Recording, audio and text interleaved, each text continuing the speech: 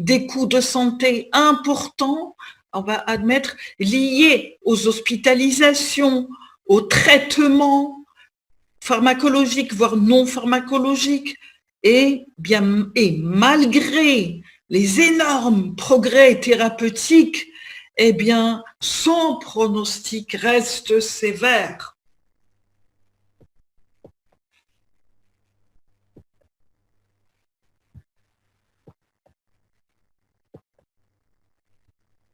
Les objectifs.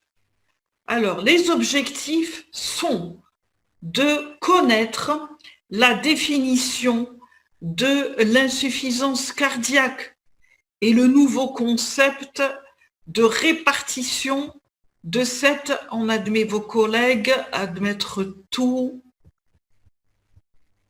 Voilà.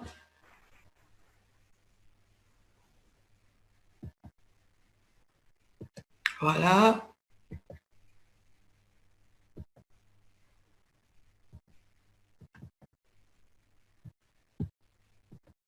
Alors, connaître la définition de l'insuffisance cardiaque et le nouveau concept de répartition de cette insuffisance cardiaque en fonction de la fraction d'éjection. Il y a eu un nouveau concept depuis 2016 basé sur les chiffres de fraction d'éjection altérés, moyennes, préservées. Bien entendu, on va voir cela dans quelques secondes. Bien sûr, objectif également, le rappel de la physiologie de la fonction cardiaque, décrire la physiopathologie de l'insuffisance cardiaque, énumérer les étiologies et savoir mener le diagnostic étiologique en utilisant les examens. Bien sûr, il y a la clinique, les examens paracliniques appropriés devant une insuffisance cardiaque. Connaître la notion de décompensation cardiaque et savoir identifier les principaux facteurs déclenchants, décrire l'évolution et les facteurs pronostiques, décrire le traitement et l'on conclura.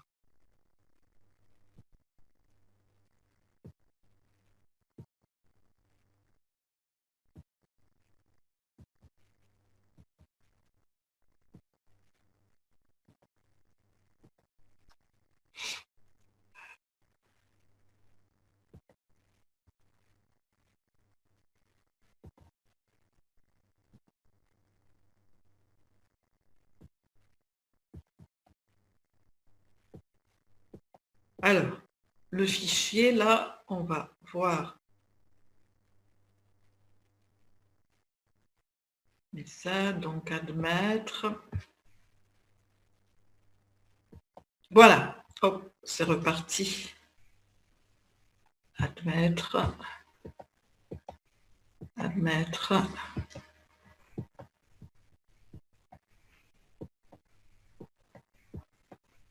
Voilà. Qu'est-ce que je fais, moi? Ah. Voilà, qu'est-ce que c'est ça? Voilà.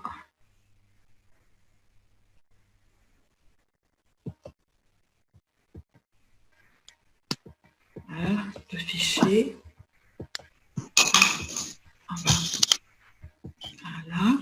Donc, les objectifs, hein, on en a parlé, la définition de l'insuffisance cardiaque, le nouveau concept de répartition de l'insuffisance cardiaque en fonction de la fraction d'éjection, le rappel de la physiologie de la fonction cardiaque, la physiopathologie de l'insuffisance cardiaque, énumérer les étiologies et savoir mener le diagnostic étiologique en utilisant tant la clinique que les examens paracliniques appropriés, connaître la notion de décompensation cardiaque et savoir identifier les principaux facteurs déclenchants. D'ailleurs, c'est une question de croc, hein. Décrire l'évolution et les facteurs pronostiques, on décrira le traitement et on conclura. La définition, elle est définie comme l'incapacité. Alors, est-ce que on va, là encore, on va voir la salle d'attente, tout admettre. Ce serait dommage que vos collègues ne puissent pas bénéficier. Je pense que ça y est. Hop, terminé, admettre. Une personne attend. On va l'admettre. Voilà. On l'admet. Voilà. Bien. Voilà. Donc, définition. Si on vous demande quelle est la définition de l'insuffisance cardiaque, eh bien, c'est l'incapacité du cœur à assurer dans des conditions normales, c'est-à-dire, qu'est-ce qu'on appelle des conditions normales? C'est-à-dire avec des pressions de remplissage normales, un débit sanguin adapté aux besoins métaboliques et fonctionnels des différents organes. Vous avez vu les mots-clés, incapacité du cœur. Elle est définie cliniquement comme un syndrome dans lequel le patient a des symptômes typiques. Alors, on va encore admettre vos deux autres collègues. Admettre.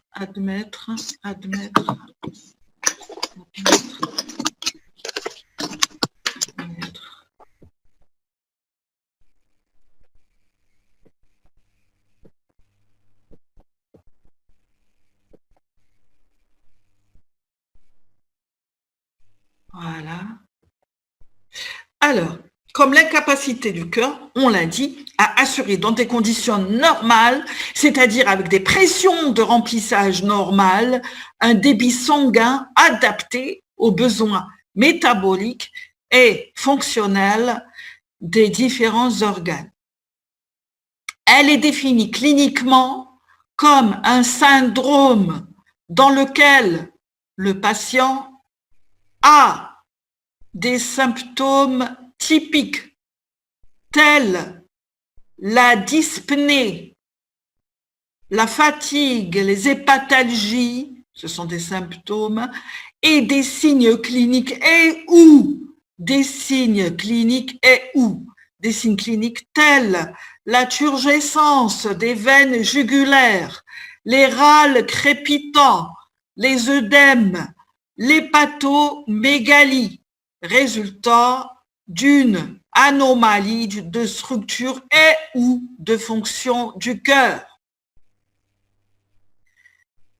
Ajoutez à cela, il faut une preuve objective d'une anomalie structurelle ou fonctionnelle du cœur au repos, constatée de préférence par un examen non invasif et que vous connaissez bien, qui est l'échocardiographie ou également une élévation des peptides natriurétiques que vous devez connaître sous l'acronyme de BNP. Tout ceci est basé sur cette référence bibliographique très importante qui remonte à 2016, qui s'appelle European Society Cardiology Guideline for Diagnostic and Treatment of Acute and Chronic Heart Failure.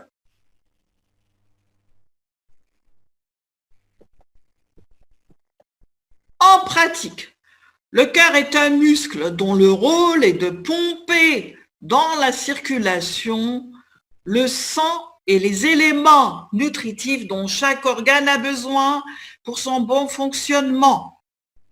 Elle survient lorsque le cœur, l'insuffisance cardiaque survient lorsque le cœur ne réussit pas à cause d'une atteinte du muscle ou des valves cardiaques à pomper suffisamment de sang pour répondre à tous les besoins énergétiques du cœur.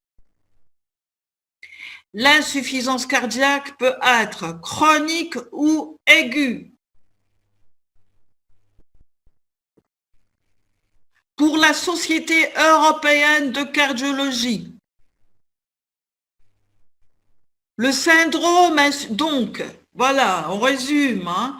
Le syndrome, ça c'est un résumé de tout ce que je viens de dire. Le syndrome insuffisance cardiaque regroupe deux caractéristiques, des symptômes d'insuffisance cardiaque tels la dyspnée, fatigue, œdème des chevilles, etc. La preuve objective d'une dysfonction systolique et ou diastolique au repos, de préférence par cet examen non invasif qu'est l'échocardiographie.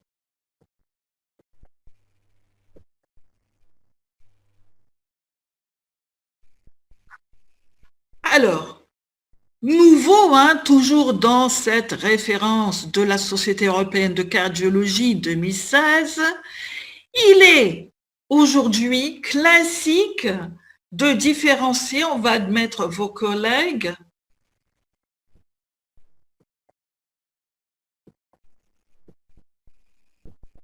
Docteur, vous pouvez désactiver la salle d'attente pour les admettre automatiquement.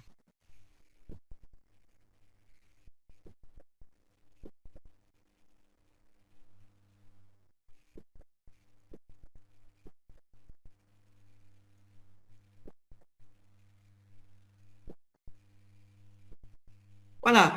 Il est aujourd'hui classique de différencier trois principaux types d'insuffisance cardiaque selon la fraction d'éjection du ventricule gauche. L'insuffisance cardiaque à fraction d'éjection réduite, en abrégé ICFER, est ainsi actuellement définie par la présence de symptômes et d'une fraction d'éjection inférieure à 40%. Deux autres entités sont décrites. L'insuffisance cardiaque à fraction d'éjection préservée, où elle est supérieure ou égale à 50%, et l'insuffisance cardiaque à fraction d'éjection modérément réduite, qu'on appelle en abrégé ICFEMR, modérément réduite, que les anglo-saxons appellent middle ejection fraction heart failure, pour les patients présentant une fraction d'éjection du ventricule gauche entre 40 et 49%. Alors, lorsque la fraction d'éjection est préservée, c'est-à-dire supérieure ou égale à 50%, et lorsqu'elle est moyenne, middle, entre 40 et 49%, doivent s'y associer d'autres éléments qui sont une augmentation du marqueur biologique qui est le peptide natriurétique et d'anomalies cardiaques structurelles ou fonctionnelles. Voici d'ailleurs le tableau le schéma qui est fait dans ces recommandations. Donc, on voit la salle d'attente, il y a des collègues à vous qui attendent, on va les admettre.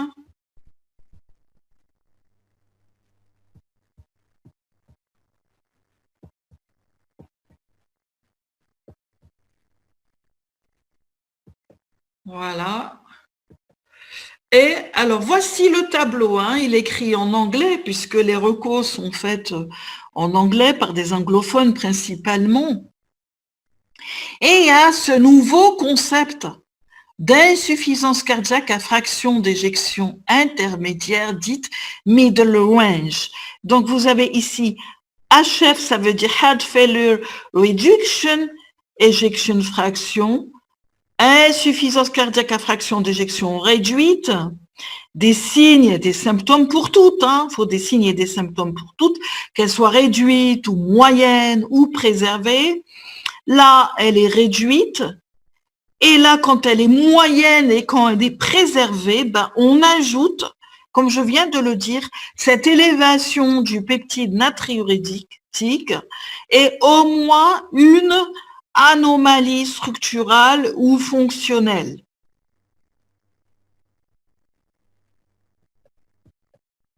Alors, nous passons maintenant à la physiologie avec les courbes de pression de ces grands chercheurs, grands savants qui sont messieurs Frank et Starling.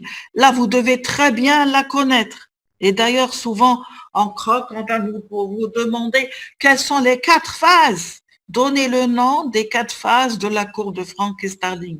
Alors, la courbe de pression-volume au niveau cardiaque permet de comprendre la signification des différents indices de la fonction ventriculaire. Vous avez ici en abscisse les volumes et vous avez en ordonnée les pressions. Vous avez le cycle cardiaque qui a ces 4 phases. On va les voir en détail. Alors, vous avez la phase 1 qui est le remplissage du ventricule gauche.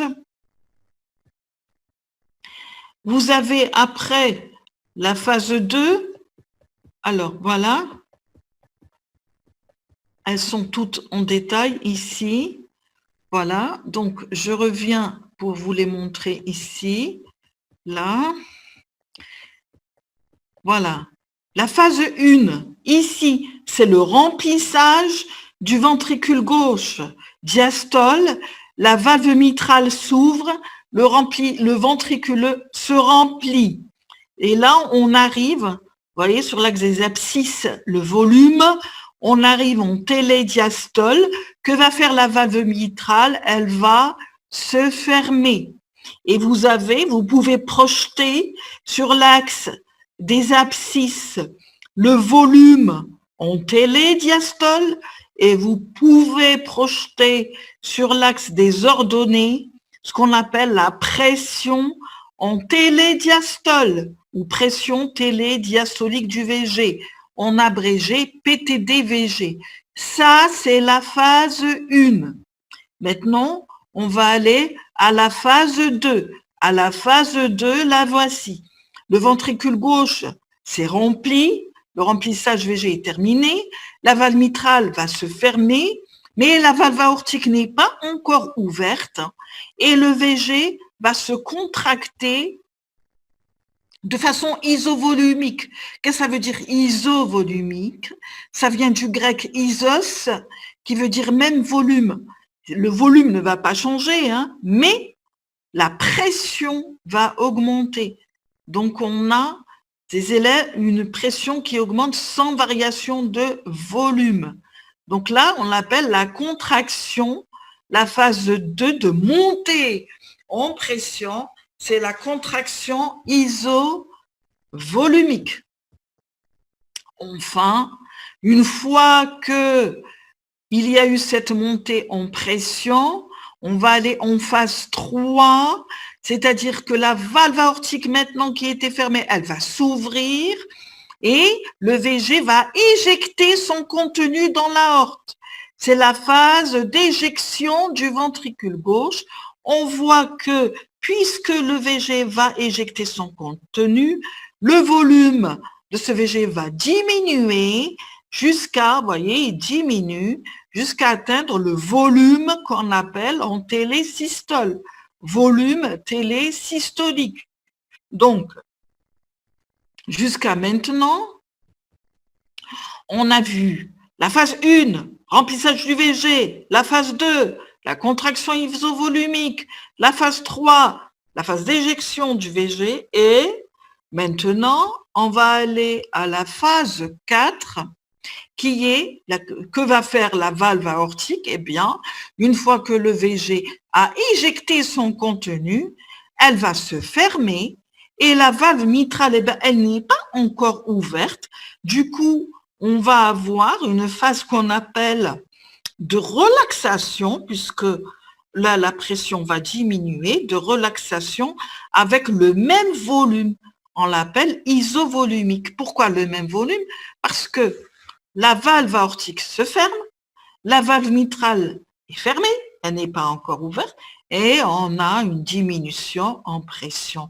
C'est la phase 4 de relaxation isovolumique.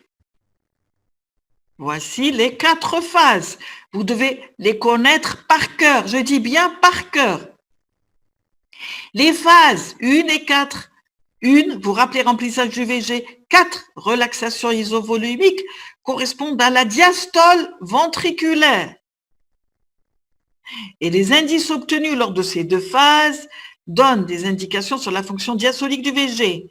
Les phases 2 et 3 de contraction isovolumique et d'éjection du VG correspondent à la systole ventriculaire et donnent des indices de fonction systolique. Donc voici notre courbe, on l'a faite complètement. En la précharge, on a un paramètre qui s'appelle la précharge, c'est en télédiastole. Vous voyez ici, voilà le ventricule gauche, la valve mitrale s'ouvre, le ventricule gauche se remplit.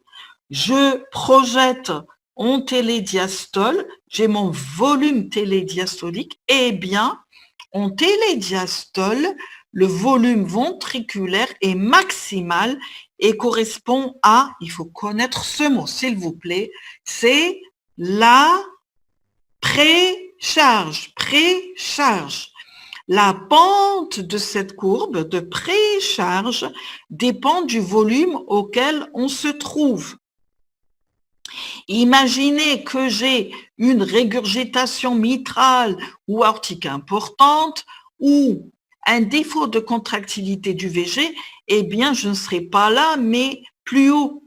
Il y aura un volume plus important. Du coup, eh bien, j'aurai ici un volume, une précharge plus importante en termes de volume et de pression télédiastolique. Donc, détermination de la courbe, on a la précharge, on l'a vu, pression télédiastolique, qui est la plus simple à mesurer. La post-charge, c'est la charge que doit vaincre le ventricule pour éjecter son contenu et correspond à la tension pariétale. Et l'inotropisme, c'est la contractilité, c'est la propriété du myocyte à se contracter. Voici, vous devez connaître les mots précharge, post-charge, inotropisme. Le volume d'éjection systolique, c'est quoi? C'est le volume télédiastolique moins le volume télésystolique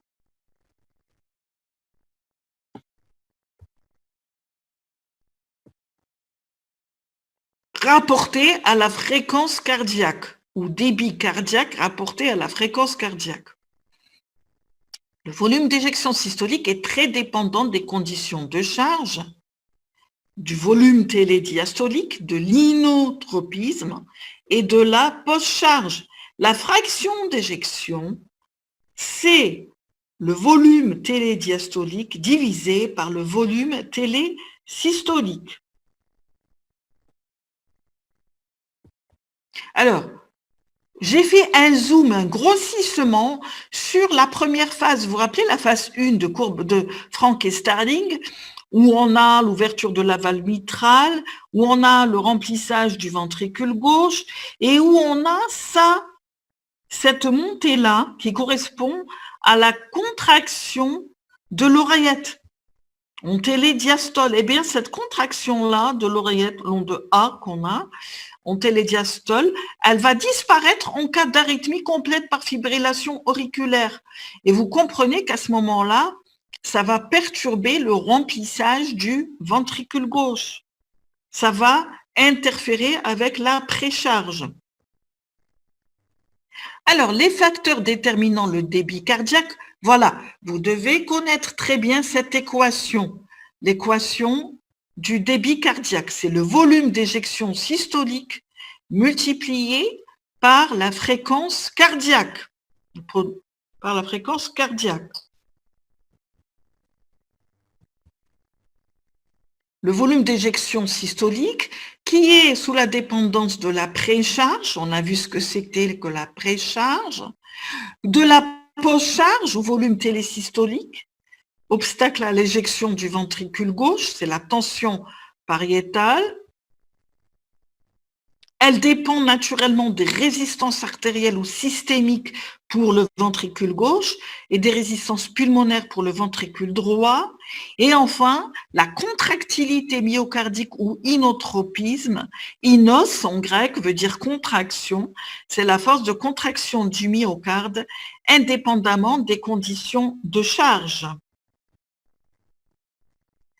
Mécanisme de l'insuffisance cardiaque, ainsi, vous comprenez que s'il y a une altération de la fonction systolique en rapport avec une maladie intrinsèque du muscle cardiaque, comme le fait la cardiomyopathie primitive ou bien ischémique, lorsqu'il y a une amputation de la masse contractile comme le fait l'infarctus du myocarde, eh bien, il va y avoir une altération de la fonction systolique, diminution de la force de contraction du myocarde, et on appelle ça atteinte de la fonction systolique ou un synonyme de la fonction pompe, qui va entraîner, il va y avoir des conséquences en aval et en amont de cette pompe.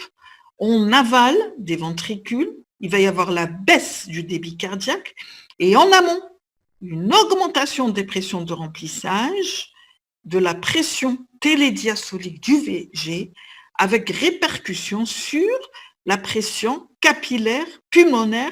Ceci va entraîner des signes congestifs et je vous ai fait un schéma pour vous le montrer.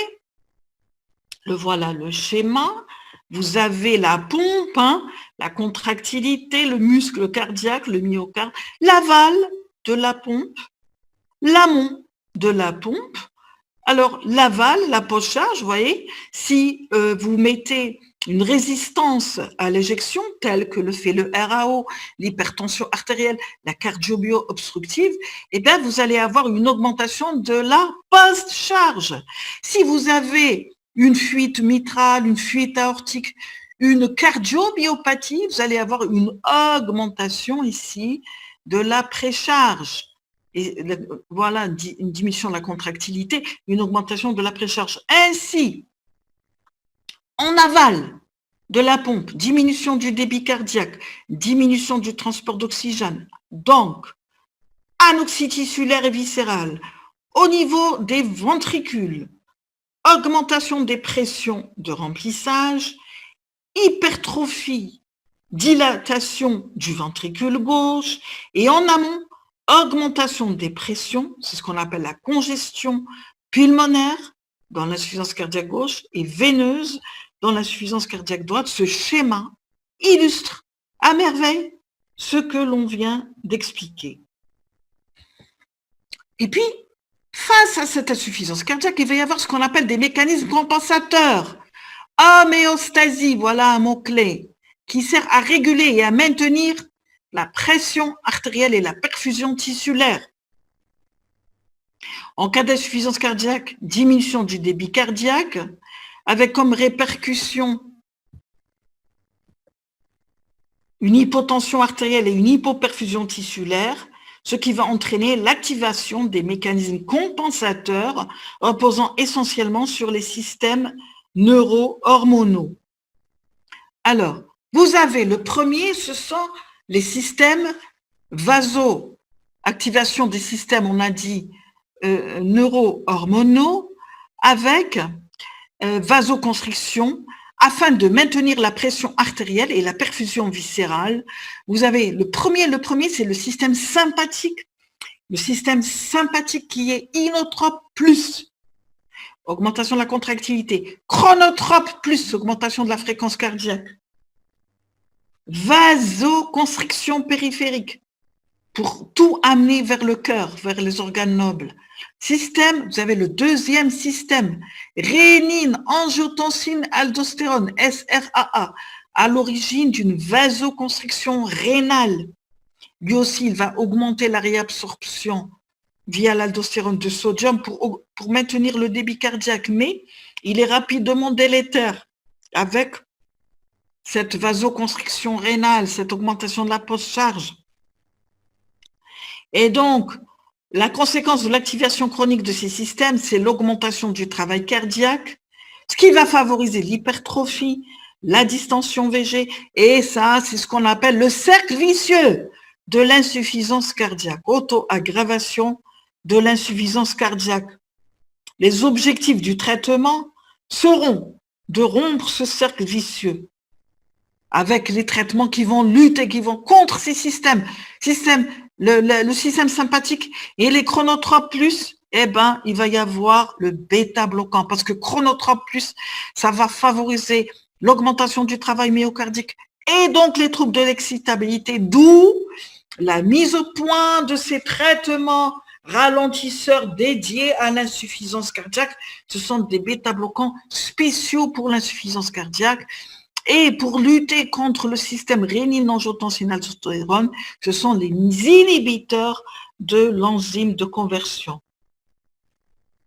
Alors, on a les mécanismes précoces au nombre de 3, donc on a dit le système sympathique, hein, je résume, hein, il est chronotrope plus, il est inotrope plus, mais il va augmenter la consommation d'oxygène et donc augmenter le travail myocardique et donc favoriser les troubles du rythme. Vous voyez, je me répète, la vasoconstriction périphérique, il va y avoir une vasoconstriction pour tout diriger vers le cœur. Vous avez un autre système dont je n'ai pas parlé, c'est les facteurs natriurétiques auriculaires. Lorsque l'oreillette gauche, ventricule gauche sont dilatés, il y a une distension, eh bien, il va y avoir sécrétion de facteurs natriurétiques dont le but est, donc natriurèse, hein, comme leur nom l'indique, ce sont les peptides natriurèses.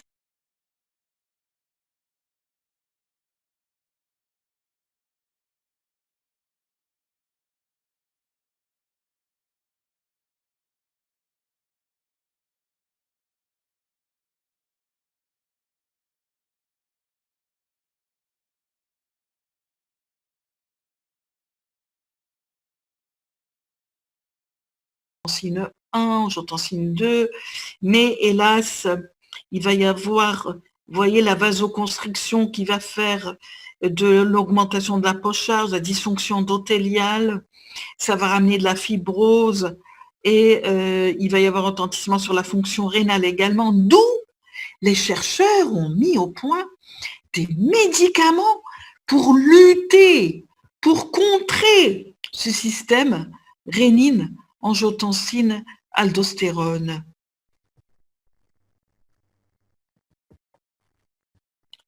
Donc, voici un peu le rôle de l'angiotensine 2 à travers cette diapositive. Ensuite, alors,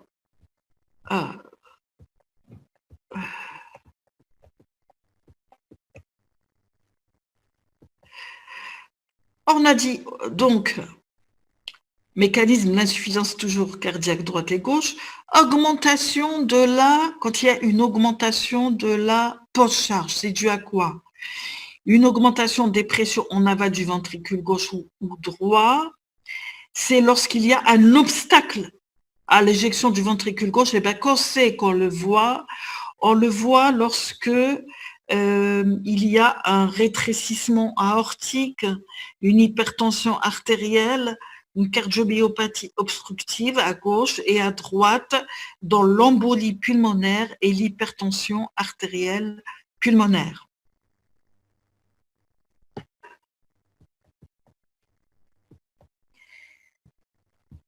Alors là, à mettre tout.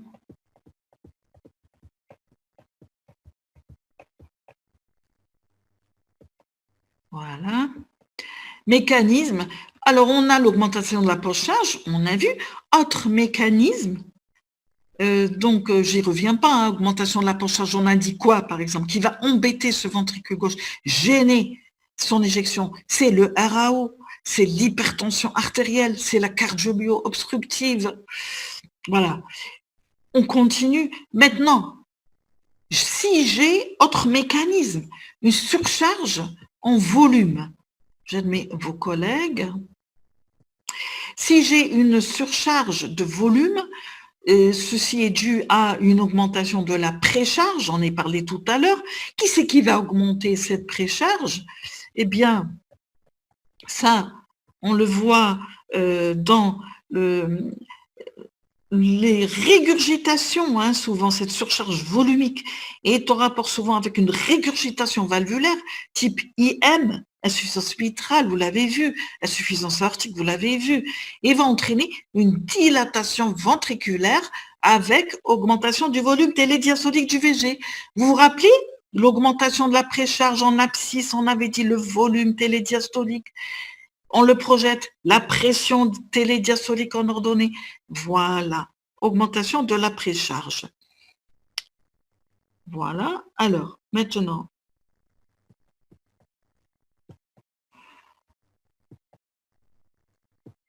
la dilatation du ventricule gauche, c'est la régulation de Frank-Starling, hein, j'en ai bien parlé d'ailleurs en médaillon.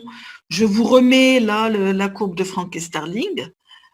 Et la dilatation aiguë du VG est basée sur l'augmentation de la force de contraction du myocarde sous l'effet de l'étirement des sarcomères. Et il va y avoir augmentation de la pression, hein, je l'ai déjà dit tout à l'heure, hein, télédiastolique du VG, hein, en ordonnée, et en abscisse, on a du volume télédiastolique, et donc des pressions pulmonaires favorisant les signes congestifs. Vous vous rappelez le schéma où j'avais fait la pompe, l'amont de la pompe, avec cette espèce de réservoir qui vous montre que les pressions du VG vont augmenter, d'où les signes congestifs. Voilà le résumé. Et il va y avoir une adaptation métabolique périphérique, une vasoconstriction artériolaire aux dépens de la peau et du rein. Si vous prenez des gardes, vous allez voir que ces malades, ils sont souvent moites, ils ont la peau moite et froide. Et des reins, il faut doser la diurèse. Hein. Avant, on mettait un bocal pour quantifier la diurèse et on la coloriait en vert sur la courbe, le papier de surveillance, où on mettait la pression artérielle, la fréquence cardiaque, et bien on mettait aussi la diurèse, il va y avoir une oligurie, permettant pourquoi? Ben, tout cela, c'est pour maintenir une pression aortique suffisante à la vascularisation des territoires dits privilégiés, tels le cerveau et le myocarde. Donc ainsi, les perfusions rénales, oligurie et cutanées, thermorégulation sont précocement diminuées. Voici ici l'insuffisance cardiaque. Alors, on admet vos collègues. Voilà, la physiologie de l'insuffisance cardiaque. Regardez la physiopathologie. Donc, on a dit diminution du débit cardiaque. Qu'est-ce qu'elle va faire? Je résume hein, par ce schéma. Je ne fais que résumer. Cette diminution du débit cardiaque, activation neuro-hormonale du système, activation du système neurosympathique, rénine, angiotensine, aldostérone, arginine, vasopressine, endothéline, peptide natriurétique, rétention hydrosodée. Qui dit rétention hydrosodée? On admet, voilà. Qui dit rétention hydrosodée dit augmentation du volume intravasculaire. Qui dit augmentation du volume intravasculaire dit augmentation des pressions sanguines et du travail cardiaque. Et ceci va entraîner encore, va aggraver cette insuffisance cardiaque, augmenter le travail myocardique, aggraver l'insuffisance cardiaque. De l'autre côté, ce système va entraîner, on a dit, pourquoi ils veulent favoriser les territoires privilégiés tels le cœur et le cerveau, donc vasoconstriction périphérique, et donc pour charge augmentée, augmentation du travail myocardique, c'est ce qu'on appelle le cercle vicieux de l'insuffisance cardiaque. Tout ceci va aboutir à long terme au remodelage du ventricule qui signifie modification de la masse et de sa géométrie que l'on voit dans l'insuffisance cardiaque chronique.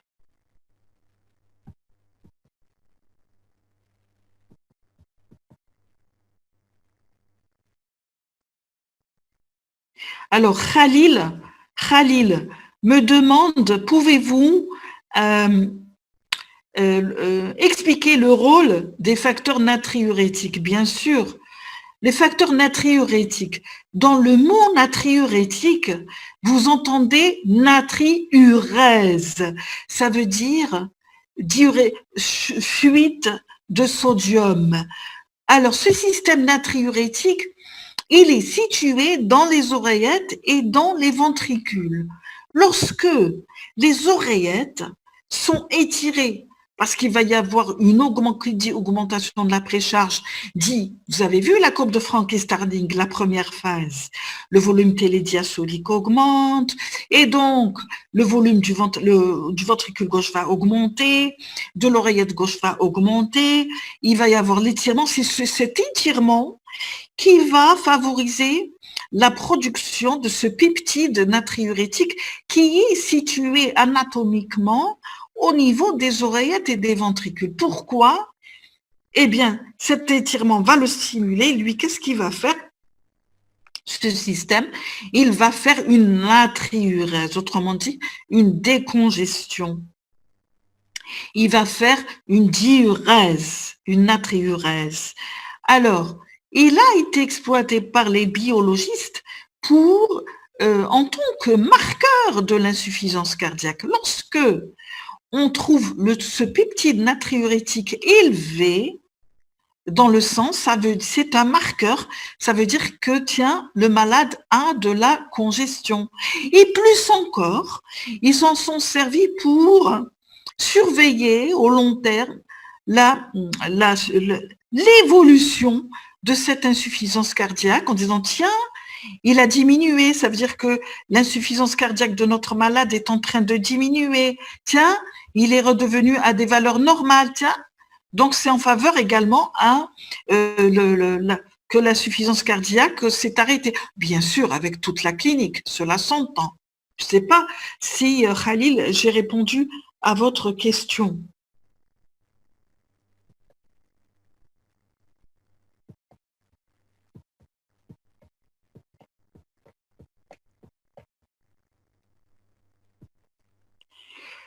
Alors, on continue.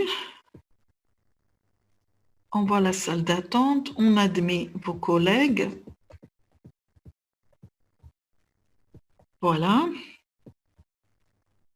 Sur les organes périphériques, le retentissement. Sur le poumon, augmentation des pressions capillaires pulmonaires en rapport avec l'élévation de la précharge.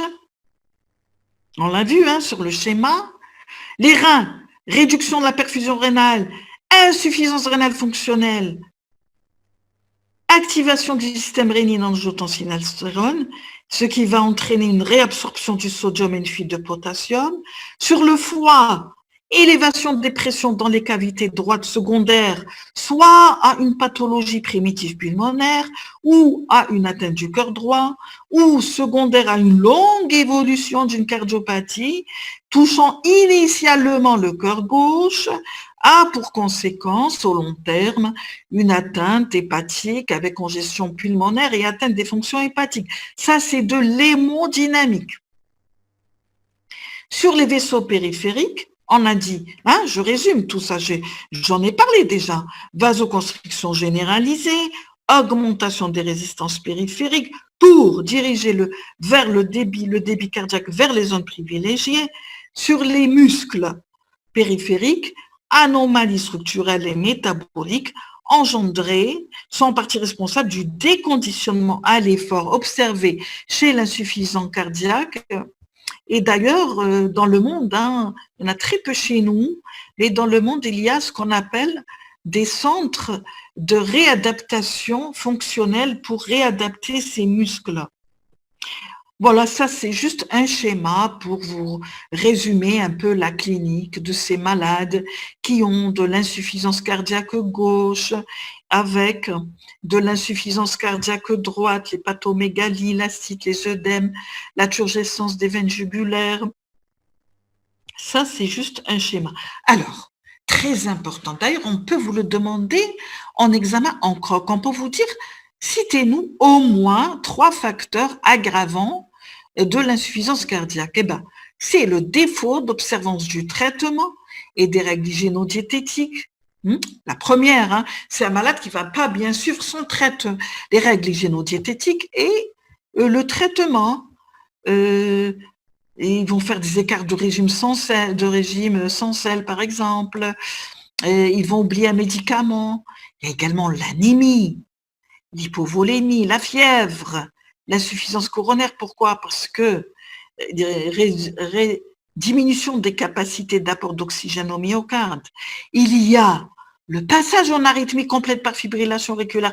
Vous vous rappelez le schéma où je vous ai montré, j'ai fait un zoom sur la phase 1 de remplissage du ventricule gauche et en télédiastole, il y a la disparition de la composante auriculaire télédiastolique qui va diminuer le débit cardiaque. Vous avez les autres troubles du rythme. L'hyperthyroïdie, vous avez vu que chez nous, il y a beaucoup de dysthyroïdie. L'hyperthyroïdie qui va augmenter le travail myocardique. Les étiologies de l'insuffisance cardiaque, eh bien, ça, si vous avez bien compris la courbe de Frank-Starling, vous allez le déduire. Insuffisance cardiaque gauche, ça peut être la conséquence de une surcharge de pression.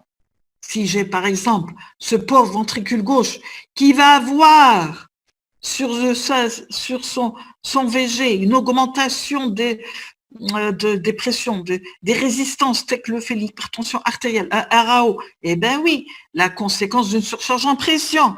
Une surcharge en volume, on va admettre votre collègue, une surcharge en volume, c'est quoi qui le fait? Vous rappelez, Frank-Starling, phase 1 de volume télédiastolique, qu'est-ce qui va augmenter? C'est les régurgitations, c'est les troubles de la contractilité, tels que le fait les cardiomyodilatés, les cardiomyopathies ischémiques. Je crois que vous avez vu les cardiomyopathies, les troubles de la distensibilité ventriculaire, qui vont entraîner une rigidité ventriculaire comme l'amylose. C'est rare, c'est très rare, mais ça existe. Le ventricule gauche devient rigide et donc ça va faire des troubles de la distensibilité.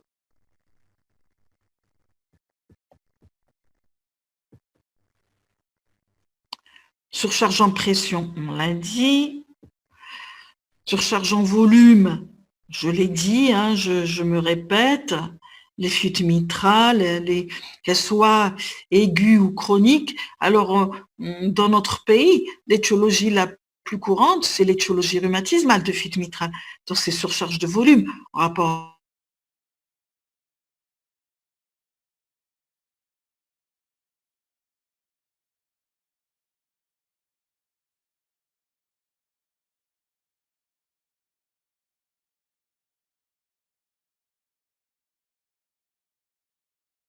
secondaire à un défaut de perfusion coronaire. En principe, vous voyez ça donc quand vous faites les coronaropathies, les syndromes coronaires. Par ailleurs, la constitution de plaques de fibrose myocardique secondaire à la nécrose myocardique entraîne un défaut de distensibilité avec altération de la fonction diastolique et augmentation des pressions de remplissage. C'est pour ça que vous avez fait les syndromes coronaires aigus. Vous avez vu qu'il faut revasculariser le malade montre en main. Si le malade arrive à avoir sa revascularisation, soit par stenting, l'angioplastie primaire, soit par thrombolyse, maintenant la plupart du temps c'est par angioplastie primaire, et bien c'est comme s'il récupère du coup le segment coupable, là va récupérer et il va pas avoir de cardiomyo ischémique. On dit succès de l'angioplastie primaire, succès de la thrombolyse. Mais il y a malheureusement des cas de malades des malades qui ne viennent pas rapidement, ils tardent pour venir, ou alors il y aura échec à l'angioplastie primaire ou à la thrombolyse. Malheureusement, c'est dans ces cas que on aura des anomalies de la cinétique segmentaire du VG, secondaire à ce défaut de perfusion. Et c'est ce qui va nous faire entrer dans les défauts de contractilité et donc on aura une augmentation de la précharge, une diminution de la contractilité chez ces malades, et donc c'est vraiment un drame puisqu'ils vont faire de l'insuffisance cardiaque chronique au long cours et ils seront obligés d'avoir un traitement adéquat qu'on va voir. Les cardiomyos non ischémiques. Alors vraiment, pour dire cardiomyos non ischémiques, vous devez exclure l'ischémie par une coronarographie. Et la différence à l'écho, comment on voit entre l'ischémique et la non ischémique, la non ischémique, il y a une altération diffuse de la cinétique du myocarde. Elles peuvent être primitives, les cardiomyodilatées primitives. Mais pour dire primitive, il faut avoir exclu celles qui sont d'origine virale, celles qui sont d'origine alcoolique, celles qui sont en rapport avec une radiothérapie, avec une chimiothérapie. Vous ne pouvez pas parler de primitive si vous n'avez pas exclu tout ça. Vous pouvez avoir également un processus infiltratif ou de surcharge tel que le fait l'amylose, Ça va vous donner aussi des cardiomyos restrictives. Les maladies de système de type sarcoïdose, sclérodermie, lupus, érythémateux disséminé, la chimio anticancéreuse, les anthracyclines, la myocardiopathie du postpartum, rare, mais elle peut exister. Voilà tout ce qui va entraîner des troubles de la contractilité myocardique. Ici, c'est un schéma, description des différents types de cardiomyopathie. Vous avez ici, cardiomyopathie dilatée, vous pouvez avoir un ventricule gauche, là on ne le voit pas, mais dilaté, ou bien un ventricule droit dilaté, l'hypertrophique, épaississement des parois. La cardiomyo restrictive, vous avez des parois ventriculaires, toutes les parois sont rigides.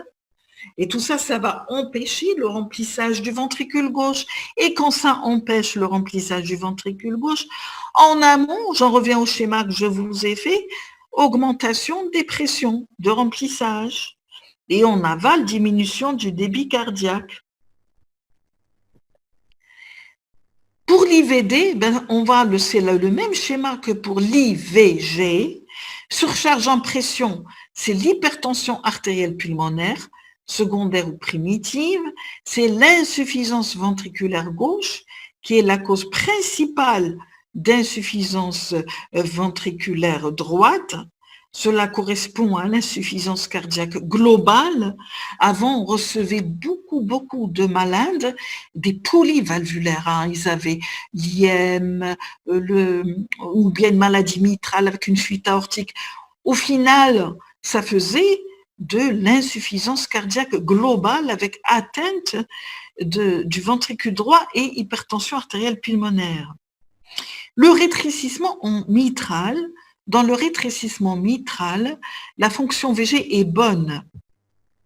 La fonction VG est bonne, mais il va y avoir une élévation, c'est de l'hémodynamique, élévation des pressions d'amont à l'élévation des pressions post-capillaires pulmonaires, qui peuvent être responsables d'OAP, d'œdème aigu du poumon, va se surajouter l'hypertension artérielle pulmonaire avec retentissement sur le VD. C'est ce qu'on appelle le barrage précapillaire. Je vous explique. En amont des capillaires pulmonaires, la média de l'artère pulmonaire va se remanier, ce qui va entraîner un deuxième barrage qu'on appelle, avant le capillaire pulmonaire, précapillaire. Maintenant, on ne voit plus ces malades qui arrivaient avec un RM au stade de barrage précapillaire. on n'en voit plus. Je me rappelle, j'avais eu une malade comme ça au CNMS, avec un RM serré et ce barrage précapillaire, et c'était trop tard de l'opérer, parce que même si vous l'opériez, elle gardait ce remaniement au niveau de l'artère pulmonaire, et donc toujours ce pauvre ventricule droit, c'est comme qui a sa pression, sa post-charge qui augmente, ce VD, il voit ce pauvre VD, il voit sa pression au niveau de l'AP augmenter, et malgré l'opération, ces malades vont faire de l'insuffisance cardiaque droite. Surcharge en pression, vous avez l'insuffisance respiratoire chronique également, l'embolie pulmonaire, voire le cours, le RP, l'hypertension artérielle pulmonaire primitive. À droite, qu'est-ce qui est responsable de surcharge en volume? C'est l'IT, qui est la principale cause, qu'elle soit organique ou fonctionnelle. Nous, des IT, on voit une atteinte organo-fonctionnelle, parce que beaucoup de nos malades sont victimes du rhumatisme articulaire aigu, donc la valve tricuspide se remanie également, se calcifie, et on a une atteinte organo-fonctionnelle de la valve tricuspide. La gêne au remplissage du VD, ça se voit dans les péricardites, c'est ce qu'on appelle la diastolie.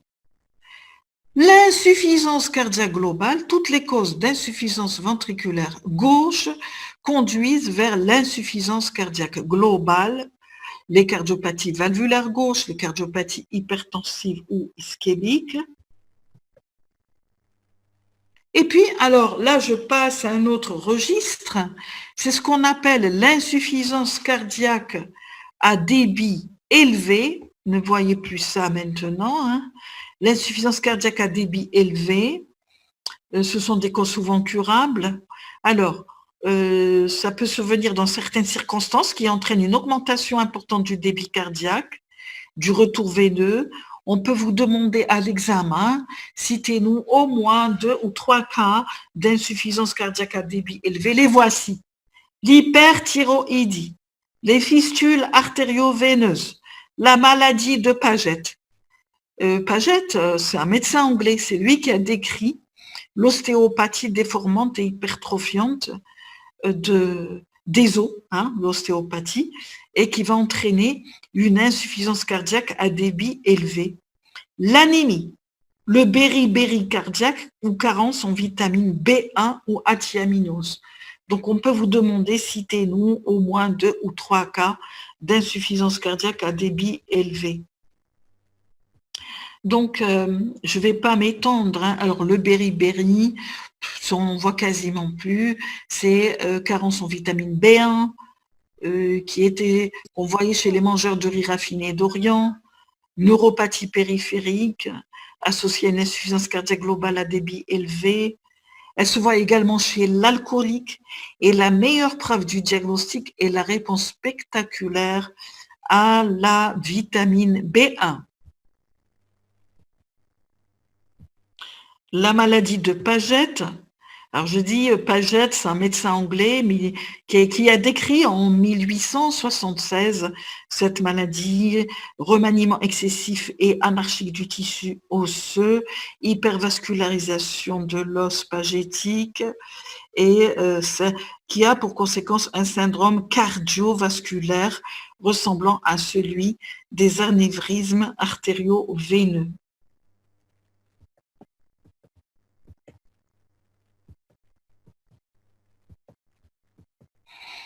Et puis, on arrive à ce concept, on l'a vu tout à l'heure, d'insuffisance cardiaque à fraction d'éjection préservée. Et là, il faut mettre supérieur à 50%. Il faut mettre plutôt 50%, hein, là, voilà, à 50%. Voilà, à 50%, fraction d'éjection supérieure à 50%. Cependant, présence d'altération de la fonction diastolique en rapport avec un défaut de relaxation du ventricule gauche en diastole. Chez qui on la voit? Eh bien, cette insuffisance cardiaque à fraction d'éjection préservée, vous avez dû en voir plein autour de vous. et vous vous en doutez pas, elle se voit chez les femmes âgées, présentant souvent des femmes, mais bien sûr, il y a des hommes également, des facteurs de risque artériel, tels l'hypertension artérielle, le diabète, l'obésité, le syndrome d'apnée du sommeil, le SAPS. Elle se voit également dans les cardiopathies restrictives par infiltration myocardique type amylose hémochromatose.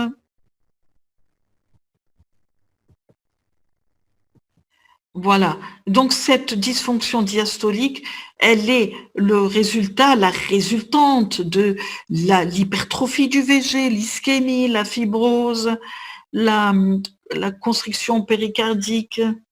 Voilà. Et la Société européenne de cardiologie nous a fait un algorithme de cette insuffisance cardiaque à fraction systolique préservée. On peut la suspecter d'après les symptômes et les signes cliniques, plus ou moins la réponse au traitement diurétique. Si on la suspecte, bien sûr, on va faire un électrocardiogramme, radiographie BNP. Vous voyez, alors que chez nous, on va aller tout de suite à quoi? Allez, on va faire l'électro, puis après l'échographie tout de suite. Eux, ils font ça d'abord. Après, quand ils ont fait l'électro, si l'électrocardiogramme et le BNP, vous voyez Khalil, tout à l'heure, vous m'avez posé la question pour le BNP, regardez, le voilà, le peptide natriurétique, on le revoit ici dans cet algorithme. Si le BNP et l'électro sont normaux, eh bien cette insuffisance cardiaque à fraction d'éjection préservée, elle est improbable. Pour eux, pour les Européens, ils s'arrêtent là. Tandis que s'il y a des anomalies, à cet électro, le BNP élevé, on va faire l'écho. Si la fraction d'éjection est supérieure ou égale à 50%, pour parler d'insuffisance cardiaque à fraction d'éjection préservée, il faut exclure les autres causes de dyspnée, pathologie pulmonaire, les valvulopathies gauches.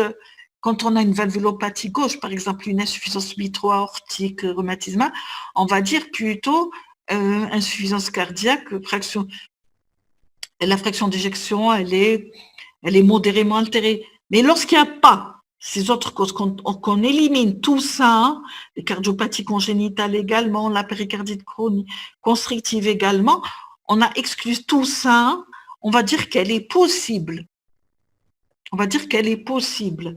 Alors, on va passer à la seconde partie de l'algorithme. Elle est possible. On va voir les comorbidités du malade. Et c'est là où on va trouver l'hypertension artérielle, le diabète, l'obésité, le syndrome d'apnée du sommeil. On va trouver, à l'écho, on va trouver, vous vous rappelez tout à l'heure, quand je vous avais montré le schéma de la Société européenne de cardio, je vous avais dit quand la fraction d'éjection elle est préservée ou moyenne, il faut aussi une anomalie structurale telle, une dilatation de l'OG, une masse du VG augmentée, on a ça. Alors, elle est probable. Et lorsqu'il y a une dysfonction diastolique, alors elle est confirmée par l'écho. Et donc, je reviens, vous vous rappelez avec ça, vous allez vraiment comprendre, hein, je vous remets cette plaque, ça va vous permettre de bien comprendre.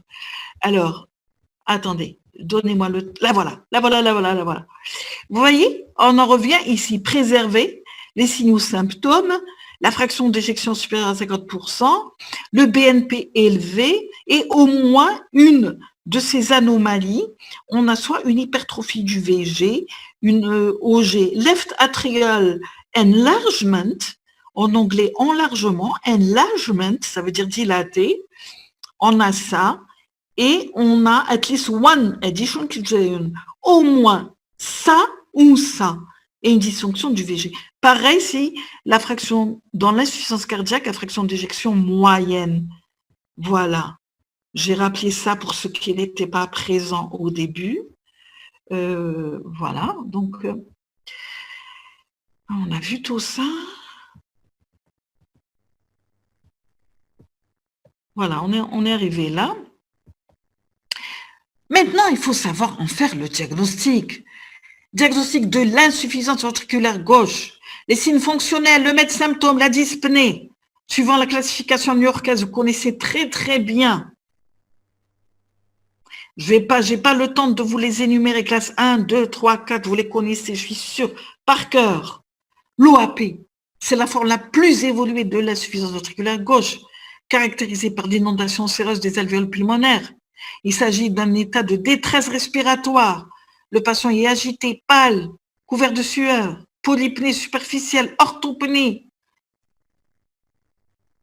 Si le traitement n'est pas administré, expectoration mousseuse, striée de sang, qui peut évoluer vers l'asphyxie. Ça, à tous les coups, on va vous donner un cas clinique avec un malade qui a un OAP.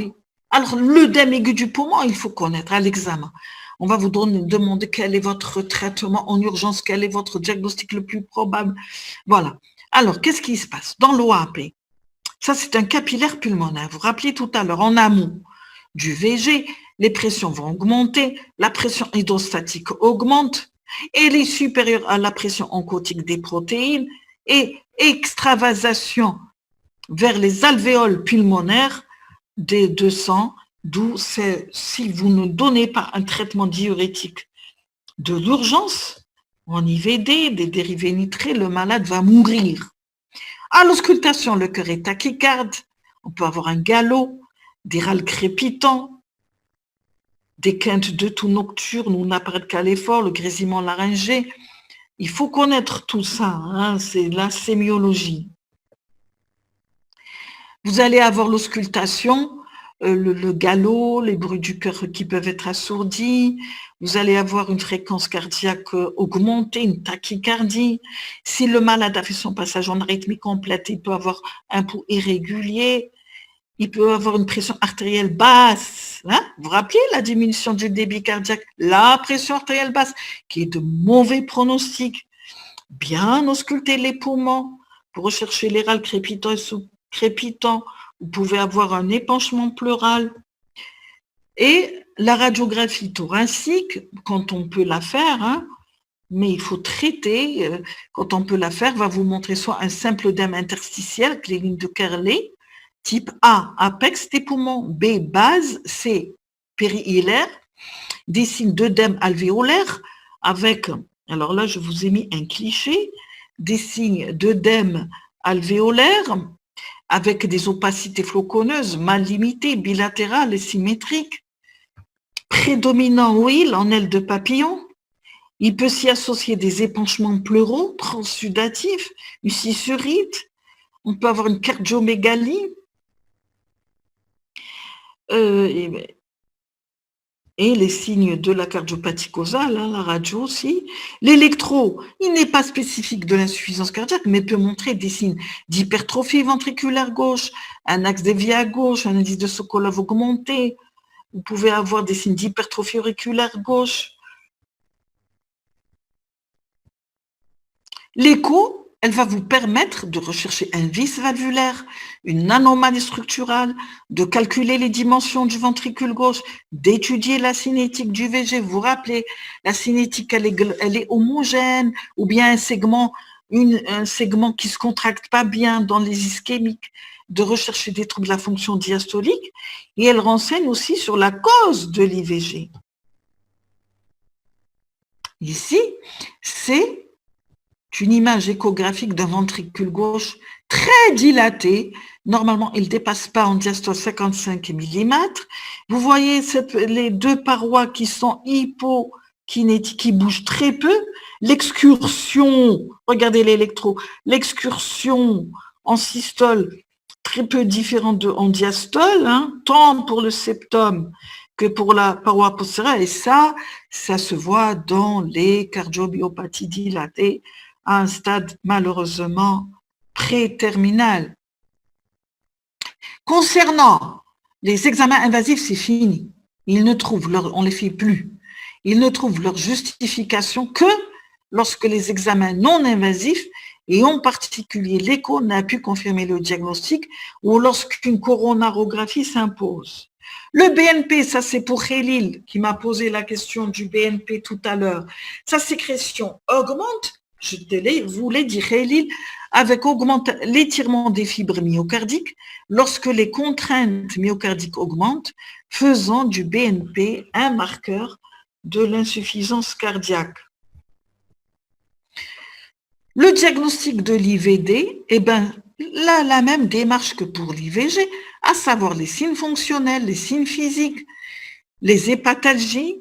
Les signes physiques, c'est le foie cardiaque, l'hépatomégalie sensible à la palpation au bord inférieur lisse, mousse, le reflux hépato-jugulaire, les œdèmes des membres inférieurs.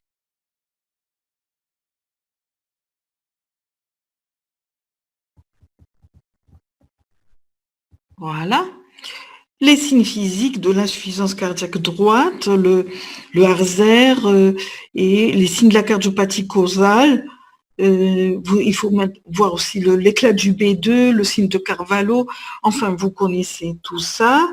On va aller maintenant à la diapo suivante. La radio thoracique, eh bien, qui va vous montrer l'arc inférieur droit, saillie de l'arc inférieur droit, qui traduit la dilatation de l'OD, la convexité à pointus diaphragmatique de l'arc inférieur gauche en cas d'HVD. J'admets vos collègues. Voilà.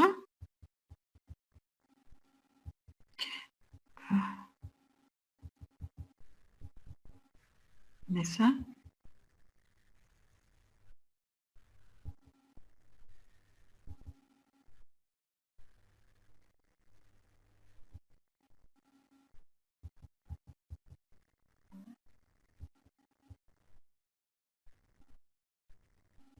Voilà. Saillie de l'arc moyen gauche en cas d'HTAP, l'analyse des parenchymes pulmonaires qui peut renseigner sur l'étiologie de l'IVD. Bien entendu, la radio se fait tant pour les deux types d'insuffisance cardiaque. Alors, on va continuer. Le CG n'est pas spécifique de l'insuffisance ventriculaire droite, mais peut montrer des signes d'HAD avec des ondes P monophasiques amples supérieures à 2,5 mm en D2, D3, AVF.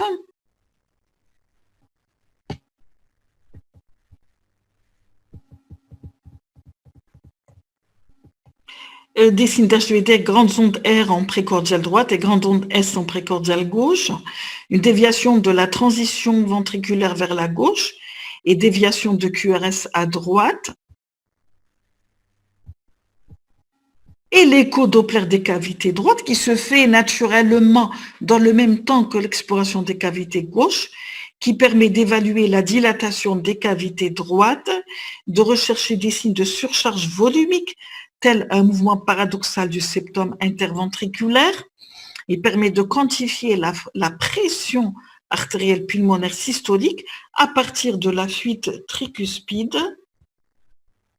Le cathétérisme cardiaque droit, c'est une exploration invasive sanglante, mais qui a fait place à l'écho-doppler de nos jours. Néanmoins, elle demeure intéressante pour le calcul des résistances artérielles pulmonaires en particulier, mais elle est rarement pratiquée. Le diagnostic de l'insuffisance cardiaque globale, l'évolution, c'est l'évolution ultime de l'insuffisance ventriculaire gauche. L'insuffisance cardiaque globale réunit les signes d'insuffisance cardiaque droite et gauche. L'examen clinique associera bruit de galop gauche, râle sous crépitant, œdème alvéolaire ou crépitant, turgescence des veines jugulaires, hépatomégalie, œdème des membres inférieurs.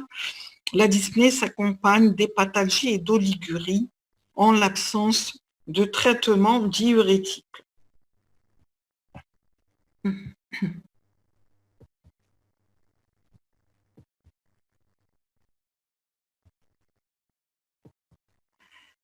L'évolution et les facteurs pronostiques, très important. L'évolution peut être envisagée selon les modalités suivantes, soit guérison ou stabilisation sous l'effet du traitement, épisode évolutif spontané ou lié à une inobservance du traitement. À ce moment-là, on va avoir de l'œdème aigu du poumon, des accidents thromboemboliques. D'après vous, pourquoi des accidents thromboemboliques? Pourquoi? Eh bien, parce que l'OG est dilaté, le VG est dilaté. Qui dit dilatation dit stase, Qui dit stase dit formation de thrombus. Et si le malade n'est pas anticoagulé à ce stade de dilatation, il va y avoir des migrations d'emboles. C'est ce qu'on appelle des accidents thromboemboliques. Ils peuvent faire des accidents vasculaires cérébro-ischémiques. Surinfection bronchopulmonaire, passage en insuffisance cardiaque globale avec apparition de signes d'insuffisance cardiaque droite. Donc, l'évolution, elle peut faire ça. Ça peut évoluer en ce sens également s'il y a un écart du régime sans sel, s'il y a un trouble du rythme cardiaque, apparition d'un trouble du rythme cardiaque, s'il y a une poussée hypertensive, une insuffisance mitrale aiguë par rupture de cordage ou endocardite, une insuffisance rénale, une augmentation du débit cardiaque due à la fièvre, l'anémie, la thyrotoxicose, l'embolie pulmonaire, et au stade terminal, on peut se trouver face à un bas débit avec hypotension sévère, insuffisance rénale, rendant le patient dépendant des drogues inotropes positives comme la dobutamine. Quels sont les facteurs de mauvais pronostic? Là aussi, question d'examen. Sont cliniques, l'âge avancé, et d'ailleurs, vous avez vu les cas actuellement avec la pandémie de Covid, là, on retrouve toujours l'âge avancé. Les facteurs de comorbidité, on sait ce que c'est en ce moment. Un stade 3-4 de la NIHA, une pression artérielle basse, voici des facteurs de mauvais pronostic. On peut vous demander à l'examen, citez-nous au moins 3 facteurs de mauvais pronostic de l'insuffisance cardiaque. Le test de marche de 6 minutes, vous avez fait la pneumo. Les pneumologues, c'est très bien, ils le font plus que les cardiologues, le test de marche de 6 minutes. L'écho, la fraction d'éjection effondrée, cela est logique. La biologie, l'insuffisance rénale pour Khalil, un taux de BNP élevé.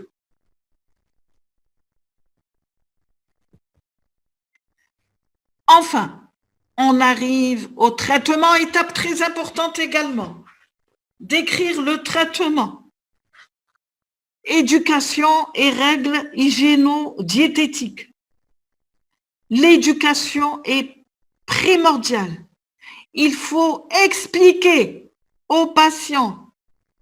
Ça, c'est les guidelines, on l'a repris en 2016 de la Société européenne de cardio, mais nous le faisions avant. J'insistais avant l'apparition de ces guidelines sur l'éducation du patient, de tous les patients du reste, et en ce qui nous concerne là, insuffisant cardiaque. Il faut expliquer aux patients sa pathologie, l'hémodynamique. Vous lui faites un schéma, les artères, les veines, là où il y a un obstacle. Vous lui montrez même la courbe de Frank-Starling pour lui situer, lui cartographier où est son volume télédiastolique, où est sa pression télédiastolique, pourquoi sa peau de charge est augmentée. Vous lui expliquez tout cela. Il faut expliquer aux patients sa pathologie, ses risques, ses complications, la nécessité d'un suivi régulier, le contrôle des facteurs de risque cardiovasculaire, de l'hypertension artérielle, du sevrage tabagique, la nécessité de maigrir, diminuer du poids, d'équilibre d'un diabète. Le patient doit pouvoir gérer lui-même son traitement, notamment diurétique, repos nécessaire en cas de décompensation aiguë ou de dyspnée stade 4 en période stable, un exercice physique régulier sous-maximal et progressif est conseillé. Qu'est-ce qu'on appelle sous-maximal? Référez-vous à la formule d'Astran, 220 moins l'âge. Par exemple, il a 65 ans. Je fais 220 moins 65. Je vais trouver une certaine fréquence cardiaque. Je ne vais pas aller jusqu'à cette fréquence. Cette fréquence, c'est ça, c'est l'exercice maximal. Je vais aller à 80% de cette fréquence, 70, même 60%, même la moitié de cette fréquence. pourvu qu'il bouge un petit peu. Régime sans sel à adapter à la sévérité de la cardiopathie, lutte contre l'obésité, les vaccinations antigrippales.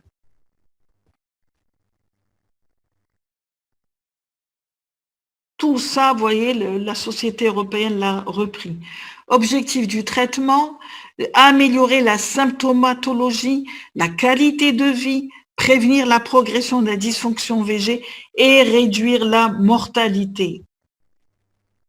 Les traitements que je vais vous donner tout de suite, que vous devez, je pense que vous connaissez, vous les avez vus dans les autres cours, sont basés sur des classes de recommandations, souvent 1, c'est-à-dire preuve ou accord général pour dire que ce traitement est bénéfice, utile, efficace, et niveau A, c'est-à-dire que plusieurs études randomisées ont montré son efficacité.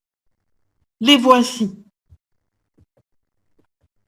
Alors, bien sûr, il faut avant tout traiter les causes curables médicales ou chirurgicales. C'est le seul traitement susceptible d'éviter l'évolution de l'insuffisance cardiaque. Pour les valvulopathies, vous l'avez vu, vous avez fait tous les cours sur les valvulopathies, l'ERM, l'IM, le RAO, l'IAO, techniques conservatrices ou de remplacement valvulaire dans les valvulopathies, techniques de revascularisation, c'est l'angioplastie, dans les cardiopathies ischémiques. Ça, c'est le traitement des causes curables. Ensuite, comment on va donner les médicaments? Il faut comprendre leur mécanisme d'action, pas les apprendre comme ça.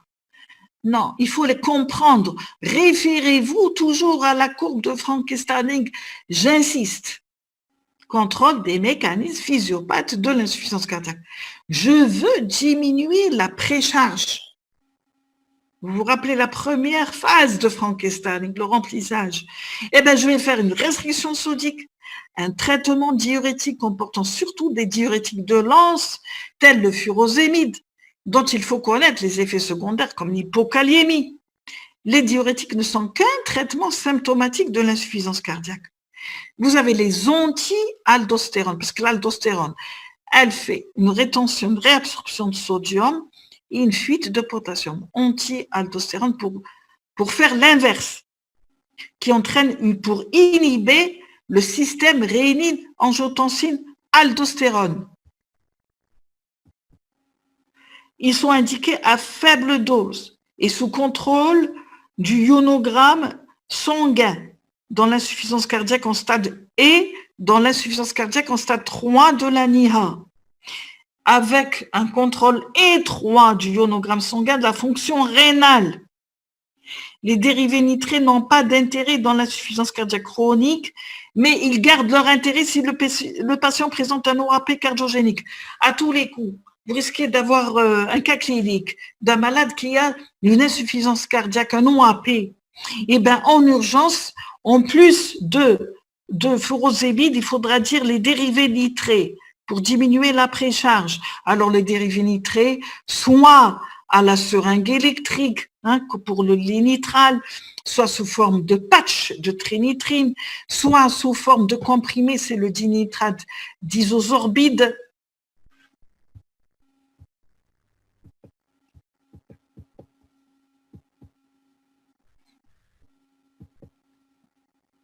Diminuer, on a dit la précharge, on l'a fait.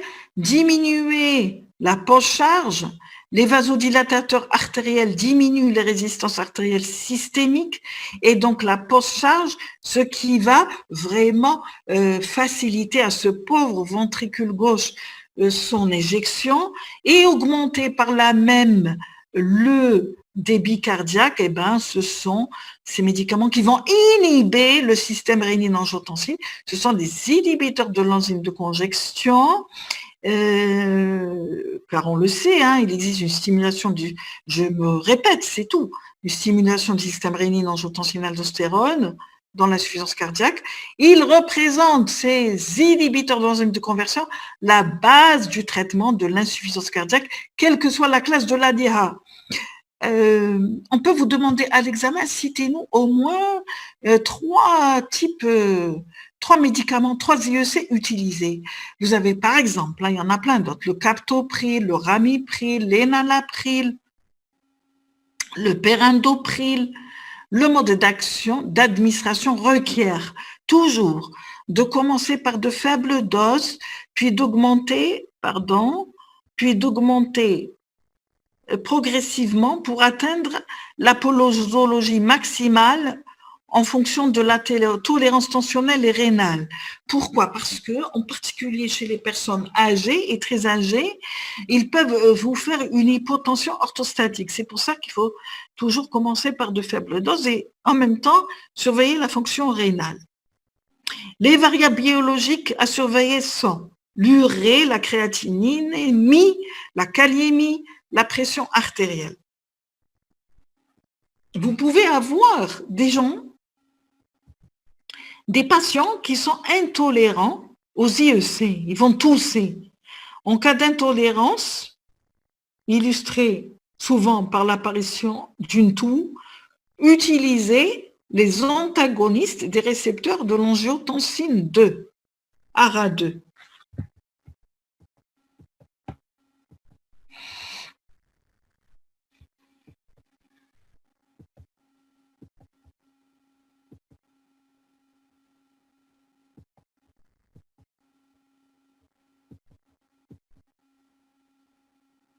Il faut diminuer les effets délétères de la stimulation sympathique par le traitement bêta-bloquant.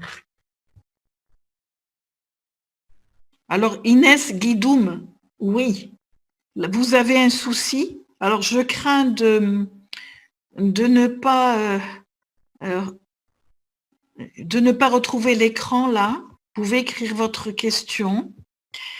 Alors, les bêta-bloquants, vous vous rappelez, parce que le système sympathique, il est chronotrope plus, il est inotrope plus, et donc il va provoquer des troubles d'excitabilité, il va augmenter le travail myocardique, on va avoir une diastole qui sera pas longue, et donc il y a eu au point ce traitement bêta-bloquant dédié à l'insuffisance cardiaque. Mais jamais à la phase aiguë. Pourquoi? Si vous le donnez à la phase aiguë congestive de l'insuffisance cardiaque, il y a un risque d'aggravation de l'insuffisance cardiaque, puisque ça va empêcher l'homéostasie de se faire. Et en plus, il faut éliminer les contre-indications au traitement bêta-bloquant, telles que l'asthme, la bronchopneumopathie obstructive, le BAV. On avait donné un cas clinique il y a peut-être 3 ou 4 ans d'un malade insuffisant cardiaque, donc il fallait donner aussi, en chronique, il fallait donner le bêta-bloquant, mais le malade était asthmatique. Et ceux qui ont donné le bêta-bloquant, ils sont tombés dans le piège. Il ne fallait pas donner parce qu'il y avait une contre-indication au bêta-bloquant. Dans l'insuffisance cardiaque chronique ou stabilisée, ils permettent de réduire la fréquence cardiaque, de diminuer la consommation d'oxygène, d'améliorer le remplissage ventriculaire et la contractilité, et donc augmenter le volume d'éjection systolique et donc augmenter la fraction d'éjection.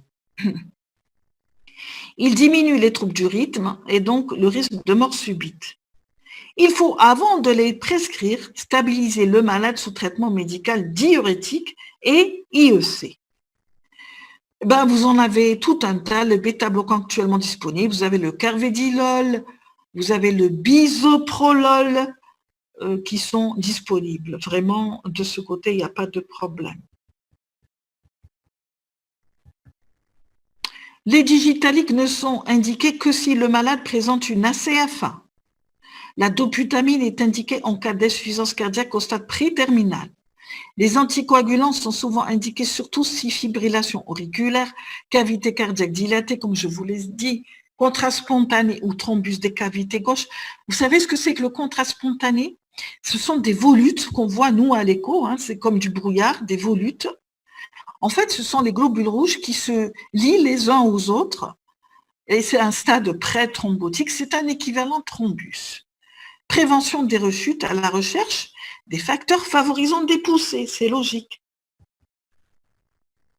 Savoir rapidement faire le diagnostic d'OAP et mettre en place en urgence le traitement. Bien sûr, connaître la définition de l'OAP, c'est la présence de liquide plasmatique dans les alvéoles pulmonaires due à une augmentation des pressions en amont du VG, pression post-capillaire, on l'a vu dans le schéma. Rechercher un facteur déclenchant, en sachant que toutes les cardiopathies peuvent se compliquer d'OAP, polypnée, souvent nocturne, orthopnée, grésillement laryngé, tachycardie, souffle systolique dit impossible, par dilatation de l'anneau, un galop. On a vu que les signes de gravité, c'était l'hypotension artérielle, oligurie, extrémité froide, épale, un tirage susternal, des signes d'hypercapnie comme la confusion, les sueurs. Traitement, et c'est ce qu'on va vous demander à l'examen, très probablement. Comment on va vous dire quel est le traitement en urgence? Après vous avoir dit quel est votre diagnostic le plus probable, que monte la radio, que monte le CG, quelle est votre thérapeutique? Eh bien, la voilà. Position assise, jambes pendantes, oxygénothérapie en discontinu, injection intraveineuse de furosémide, trinitrine, c'est-à-dire dérivé nitré sous forme de spray ou patch, ou en perfusion à la seringue électrique, en l'absence d'hypotension.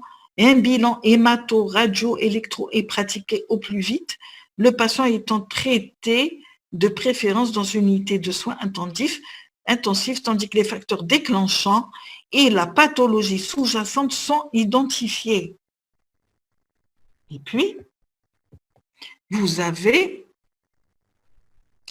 tant qu'on l'a vu tout ça, hein, voilà, et puis vous avez des cas, pourquoi je vous montre ça?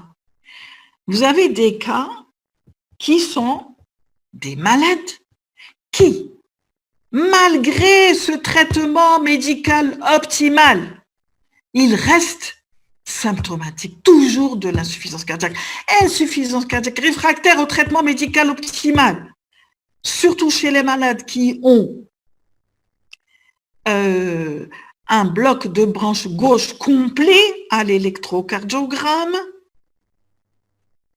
qui ont une fraction d'éjection altérée, inférieure ou égale à 30%, on peut leur proposer à ces malades ce qu'on appelle une thérapie de resynchronisation. Évidemment, je ne pense pas qu'on vous donne ça à l'examen, mais ces malades-là, ce qu'on voit, c'est vous vous rappelez le ventricule gauche que je vous ai montré tout à l'heure, un ventricule gauche très dilaté, qui se contracte très peu. Allez, je vais vous le remontrer, hein. Il est là. Oh, on va aller le revoir. Hein. Hop, on va aller le revoir. Ah. J'essaie de revoir la plaque où il y avait ce ventricule gauche. Vous vous rappelez, c'était une coupe bidimensionnelle où on voyait un VG très dilaté. Il avait 76. Voilà, le voilà. Donc, ce sont des malades qui ont un VG très dilaté. Hein. Vous vous rappelez que je vous ai dit c'est 55-56 mm en télédiastole normalement. Regardez qu'il y a très peu de contractilité.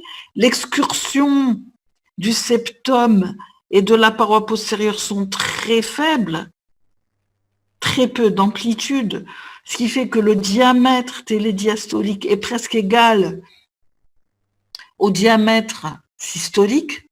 Et chez ces malades qui ont un bloc de branche gauche complet, qui ne répondent pas au traitement médical optimal, eh bien, on va leur proposer, avec un bloc de branche gauche complet, un QRS supérieur à 150 ou égal à 150 millisecondes. On va leur proposer une thérapie de resynchronisation. C'est quoi resynchronisation? Eh bien, ça veut dire qu'on va resynchroniser les parois du VG. Chez ces malades, on voit à l'écho ou en scopie un septum qui se contracte avant la paroi latérale, par exemple. Ce qui fait que, oui, Béli Amina, a levé la main. Oui, je vais essayer de voir. Alors, ce qui fait que ça fait un genre de rocking, c'est-à-dire que, vous voyez, imaginez un septum qui se contracte avant la paroi latérale et chez ces malades, fraction d'éjection très basse. Hélas, le pronostic est très très mauvais et l'évolution spontanée, elle est malheureusement souvent fatale. Il y a dans le passé un parent de malade qui avait des enfants. C'était une famille de cardiomyopathie dilatée familiale. Que disait-il? Et c'est rentré, donc, vous voyez, d'aînés, c'est comment dire, les deux cardiologues de génération en génération qu'on nous a dit ça. Le papa disait, je vois mes enfants, et ils étaient tous porteurs de cardiomyo dilatée primitive, hein, c'est-à-dire qu'il n'y avait pas une origine-cause. Je les vois s'éteindre, je les vois mourir comme on voit s'éteindre des bougies. Ce papa, c'était avant l'ère de la resynchronisation. Depuis, il y a eu la resynchronisation depuis. Et c'est grâce à cette thérapie qu'il n'y a plus de cas, ou quasiment plus, de parents qui vont être complètement en désarroi par rapport à ce qui arrive à leur famille, à leurs enfants. Et en plus, ces cardiomyodilatées primitives, ce sont celles qui répondent le mieux à cette thérapie. On dit c'est là où il va y avoir les meilleurs répondeurs, car ne croyez pas que tous les malades vont répondre à cette thérapie. Je reprends maintenant l'image des cardiologues, parce que ce sont les cardiologues qui le font, qui sont en train de resynchroniser un malade. Vous allez me poser la question, vous allez me dire, est-ce que cela se fait en Algérie? Oui, cela se fait en Algérie.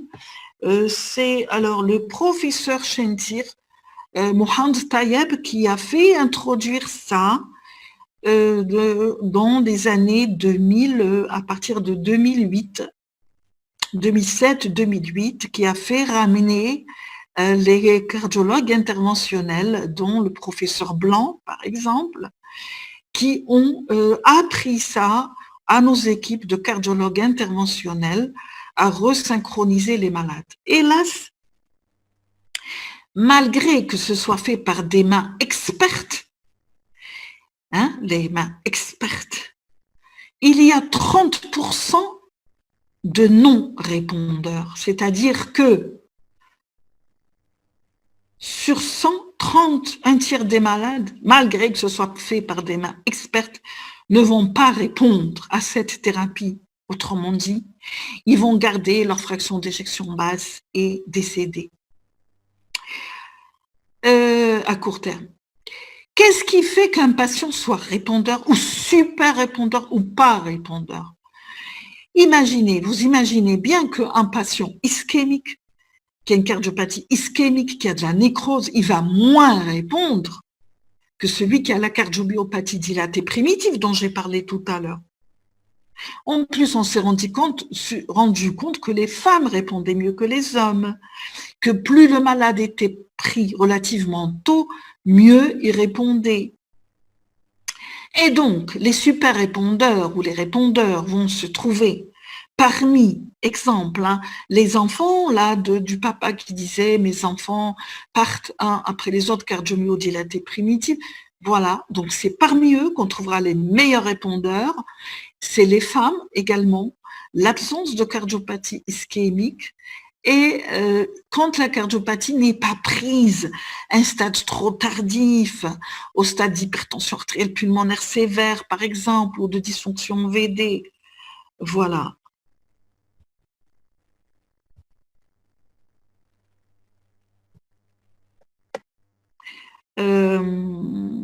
Donc on l'a dit, hein, c'est la stimulation multisite qui permet de resynchroniser les contractions auriculo-ventriculaires et ventriculaires. Et il y a un défibrillateur. On peut ajouter à cette resynchronisation un DEF. Ce qu'on appelle le DEF, c'est le défibrillateur implantable qui réduit la mortalité de 30% chez les insuffisants cardiaques, surtout lorsqu'il y a une cardiopathie ischémique pour le défibrillateur. La transplantation cardiaque, c'est lorsqu'il n'y a aucune alternative thérapeutique. Et encore, il faut des donneurs et c'est pas vraiment, ce n'est pas fait encore en Algérie. Quelques images d'une IRM cardiaque mettant en évidence une cardiomyodilatée. Ici, une dilatation du VG d'une cardiomyodilatée et au stade de fibrose, hein, vous voyez, il y a une prise de contraste tardive linéaire qui montre de la fibrose intramyocardique. Donc ça, c'est un stade très tardif. En conclusion,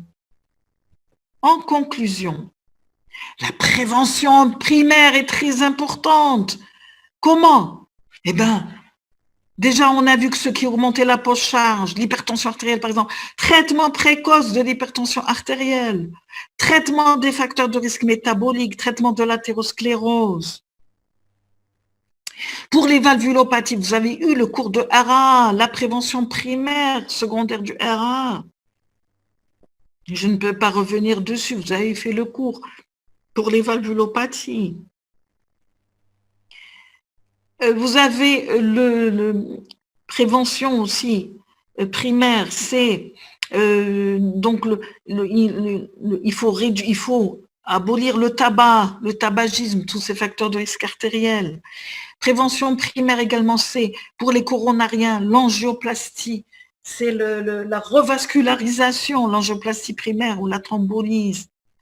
Et en amont encore, la prévention, c'est le traitement de tous les facteurs de risque artériel. Secondaire, c'est la revascularisation précoce. Prévention précoce du remodelage par les IEC, les bêta-bloquants, les dérivés nitrés. Correction précoce des lésions valvulaires. Donc, primaire, en gros, c'est le traitement des facteurs de risque artériel. Secondaire, c'est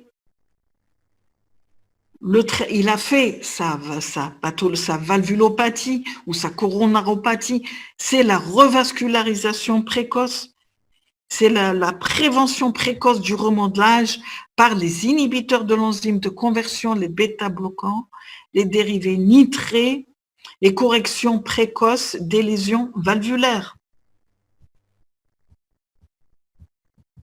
Alors, est-ce que vous avez, je ne veux pas vous arrêter, on a encore 6 minutes. Est-ce que vous avez des questions à poser? Est-ce que vous avez des questions à poser? Je vous écoute. Je vous écoute. Docteur, je peux vous poser une question?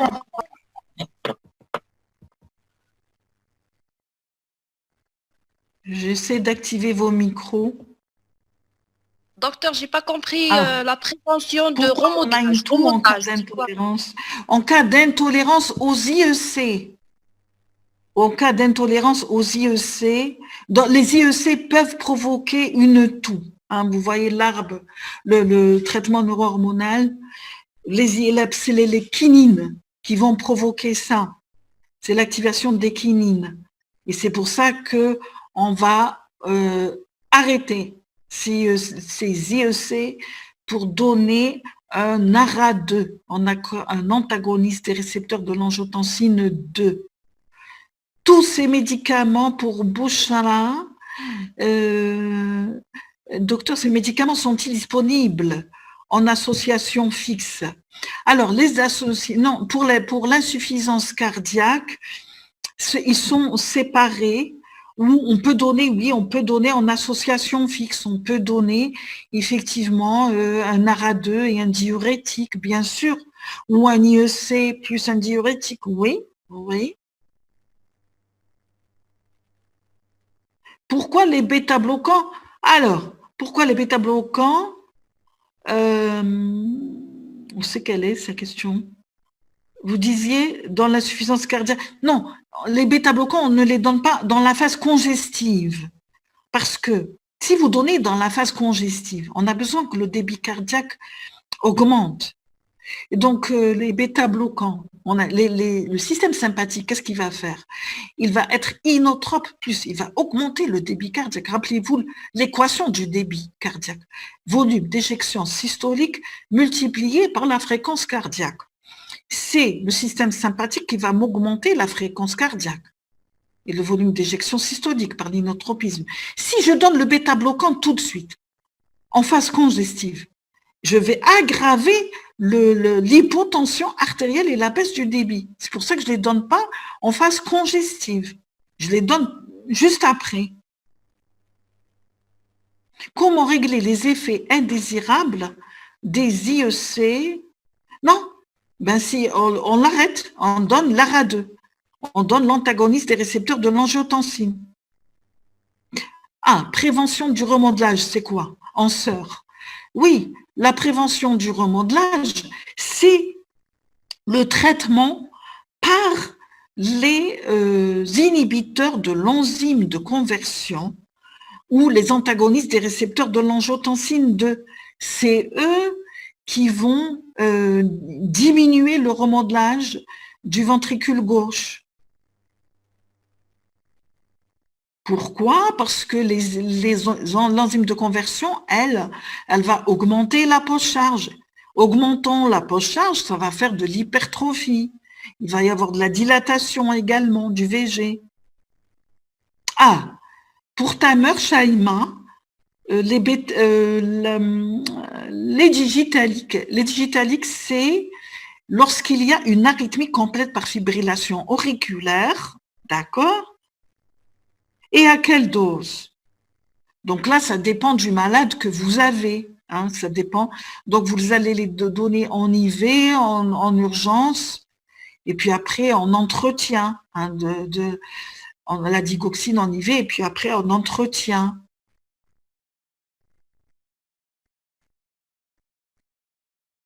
Ah oui, oui, oui, bien sûr, pour Mohamedi, y a-t-il un diurétique de choix à donner en cas d'OAP? Bien sûr, c'est le diurétique de Lens, j'en ai parlé, c'est le furosémide de l'Azilix.